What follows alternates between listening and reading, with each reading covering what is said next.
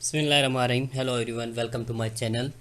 आज क्रिमिनोलॉजी में जो क्रिमिनल जस्टिस सिस्टम का चैप्टर है उसका हमारा लास्ट लेक्चर है और इस लेक्चर में हम प्रिजन्स, प्रोबेशन एंड पेरोल के बारे में पढ़ेंगे। उनके करेक्टरिस्टिक्स देखेंगे कि प्रिजन्स किस मकसद के लिए होते हैं या प्रोबेशन के क्या ऑब्जेक्टिव्स हैं एंड पेरोल वगैरह जो है उसका क्या मतलब है और इससे क्या करेक्टरिस्टिक्स होते हैं। So before we begin our lecture I would request you to kindly subscribe my channel. So beginning with prison की अगर हम करेक्टरिस्टिक्स को देखें तो it is a facility for long term incarceration. जब किसी ऑफेंडर को उसके अगेंस्ट क्राइम जो है वो प्रूव हो गया, एडजुडिकेशन जो है उसके अगेंस्ट आ गई, तो वो बंदा अगर उसको सज़ा मिली है इनकार्सिरेशन कोई लंबे टाइम के लिए, तो वो प्रिजन में रहेगा। वो प्रिजन मतलब एक ऐसी फैसिलिटी, ऐसी जगह जहाँ पे कोई भी ऑफेंडर गिल्टी होकर वहाँ पे अपना टाइम जो होता है उसकी सज़ा का उसको वहाँ पे कंप्लीट करता है। ऑपरेटेड बाय स्टेट और फेडरल गवर्नमेंट, ये स्टेट के अंदर भी होती हैं और फेडरल गवर्नमेंट के अंदर भी होती हैं। Design to confine individuals convicted of serious crimes include varying levels of security, maximum, medium and minimum. ये मतलब जो इंडिविजुअल्स होते हैं जो कन्विक्टेड है उनको कन्फाइन करते हैं, लिमिट करते हैं, जो सीरियस क्राइम्स में उनको बंद करके रखते हैं। फिर इसमें मुख्तलिफ़ किस्म की सिक्योरिटी होती है। मैक्सिमम होती है हार्ड कोर के लिए, मीडियम लेवल पे होती है और मिनिमम लेवल पे होती है।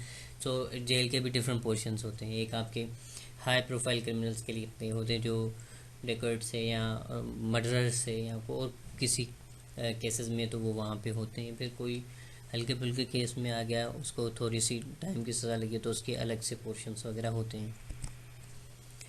AIIMS for punishment and incapacitation with some focus on rehabilitation. जेल का मकसद जो होता है वो पनिशमेंट ज़्यादातर होता है कि उसको सज़ा दी जाए और जो उसने गुनाह किया है उसकी कंपनसेशन वगैरह पूरी हो जाए, ऑफेंडिंग पार्टी को कंप्लीट इंसाफ मिल जाए। फिर थोड़ा ये भी होता है कि इस सज़ा में उनके लिए एक जज़ा भी होती है, एक थोड़ी रिहेबिलिटेशन का कॉन्सेप्ट भी इसमें हो जाता है कि मे भी वो बंदा उस सज़ा के बाद रिहेबिलिटेट हो जाए। कोई माइनर केस में गया है, 5-6 माह की सज़ा हो गई है, कुछ तो ऐसी होती है, लाइफ टाइम इम्प्रिजनमेंट होती है, उसमें तो कोई भी बंदा बाहर तो नहीं आ सकता, तो वो उनको वहाँ पे स्पेंड करना होता है। बाकी एक चीज़ है कि कुछ टाइम के लिए अगर वो बंदा गया है तो वहाँ पे एक रिहेबिलिटेट भी हो सकता है। फिर प्रोबेशन का एक छोटा सा कॉन्सेप्ट है, उसको समझेंगे।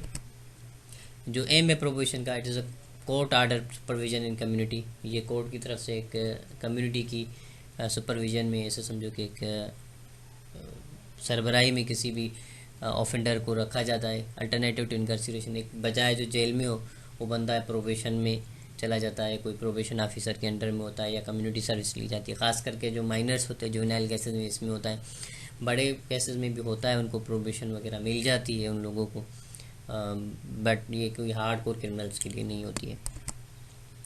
कंडीशंस में include regular check ins, employment, counselling. अब इसमें प्रोबेशन पे अगर आपने किसी को छोड़ा है तो ऑलरेडी हमने डिस्कस भी किए हैं इन चीज़ों को कि रेगुलर चेक इन्स होता है, उनके बारे में देखा जाता है, फिर उनकी एम्प्लॉयमेंट वगैरह की जाती है या उनको काउंसलिंग किया जाता है। ख़ास करके क्योंकि प्रोबेशन होती है रिहेबिलिटेशन के सिस्टम में और वो मोस्टली होता है माइनर्स का, जो छोटे बच्चे होते हैं, जुवेनाइल्स होते हैं।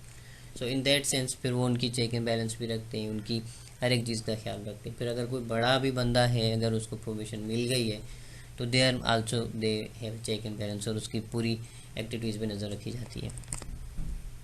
Violation can result in incarceration, अगर उसने प्रोबेशन की वायोलेशन कर दी उस ऑफेंडर ने तो फिर वो जेल में जा सकता है। Often used for less serious offences और रिहेबिलिटेटिव पर्पस, जैसे मेंशन किया ऑलरेडी कि जो लेस सीरियस ऑफेंसेस उसके लिए होता है और रिहेबिलिटेशन का पर्पस होता है।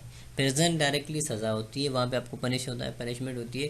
प्रोबेशन में इतना होता है कि वो डायरेक्ट ये होता है कि उसको जल्दी से रिहेबिलिटेट किया जाए, क्योंकि सिवियरिटी इतनी नहीं होती है। जेल होती है इन सिवियरिटी के केसेस में, जब आपका क्राइम सिवियर हो तो आपको जेल, उस बंदे को, ऑफेंडर को जेल हो जाती है। सो जो फाइनल हमारा पॉइंट है दैट इज़ पेरोल। पेरोल का क्या मकसद है, क्या चीज़ें हैं। सो इन पेरोल आपको अर्ली रिलीज़ मिलता है जेल से, किस कंडीशंस पे, कोई कंडीशंस वगैरह होती हैं, उनको छोड़ा जाता है। सुपरविजन होती है पेरोल ऑफिसर की, उसमें आपको जो रूल्स वगैरह होते हैं उसको फॉलो करना पड़ता है और उस ऑफेंडर को रेगुलर रिपोर्टिंग भी देनी पड़ती है। अगर वायलेशन हो गई तो वो बंदा जेल में चला जाएगा और ये दिया जाता है उस बंदे के इंडिविजुअल के बिहेवियर को देख के, उसकी रेडीनेस टू री इंटीग्रेशन को देख के कि अब ये समाज के साथ चल सकता है, रह सकता है, उसके बाद ही दिया जा सकता है। क्रिमिनल जस्टिस सिस्टम की जो शुरुआत होती है पुलिस से, पुलिस के काम से, फिर कोर्ट में जब चला जाता है सिस्टम, तो जब वर्डिक्ट आ जाता है तो ये तीन चीज़ें होती है वर्डिक्ट के कंडीशन में। या वो बंदा प्रिजन में होता है इनकार्सिरेशन में, या वो प्रोबेशन पे चला जाता है, उसकी कोई सिविरिटी नहीं होती, या उसकी उम्र या एज ऐसी होती है कि वो बंदा प्रोबेशन पे जाता है। फिर ये नेक्स्ट जो उसके पास ऑप्शन होता है पेरोल का, अगर हार्डकोर क्रिमिनल नहीं है तो ये चीज़ें होती हैं। Thank you very much, goodbye till next time. छोटा सा हमारा टॉपिक था इस चैप्टर का, फिर आगे हम हमारा थर्ड चैप्टर शुरू करेंगे। So goodbye till next time, again I would request you to subscribe and share my channel.